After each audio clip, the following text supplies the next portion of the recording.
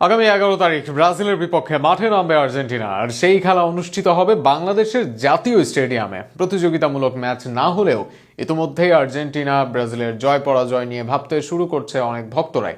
দেশের মাটিতে দর্শকপ্রিয় দুই দলের মুখোমুখি লড়াই নিয়ে বিস্তারিত থাকছে প্রতিবেদনে। ডিসেম্বরে ঢাকার ক্রীড়াঙ্গনে আয়োজন হতে যাচ্ছে এক অনন্য ফুটবল উৎসব, AFB Latin Bangla super cup football.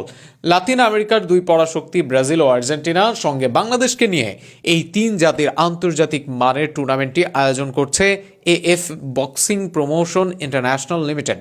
পুরো আয়োজন অনুষ্ঠিত হবে ঢাকার জাতীয় স্টেডিয়ামে, যা দেশের ফুটবল প্রেমীদের জন্য দারুণ এক সুযোগ তৈরি করেছে। টুর্নামেন্টের পর্দা উঠবে আগামী 5 ডিসেম্বর। উদ্বোধনী ম্যাচে বাংলাদেশ মুখোমুখি হবে যোগ্য বনিতর দেশ ব্রাজিলে। এরপর 8 ডিসেম্বর বাংলাদেশের প্রতিপক্ষ আর্জেন্টিনা, আর সবচেয়ে প্রতীক্ষিত মহারণটি অনুষ্ঠিত হবে 11 ডিসেম্বর। ফুটবল ইতিহাসের সবচেয়ে আলোচিত দ্বৈরথ আর্জেন্টিনা বনাম ব্রাজিল।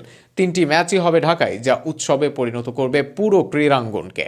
এই প্রতিযোগিতার বিশেষত্ব হলো বাংলাদেশ দল গঠন করা হবে দেশের সাবেক তারকা ফুটবলারদের নিয়ে, আর 3 দলের খেলোয়াড়রাই মাঠে নামবেন নিজেদের জাতীয় জার্সি পরে।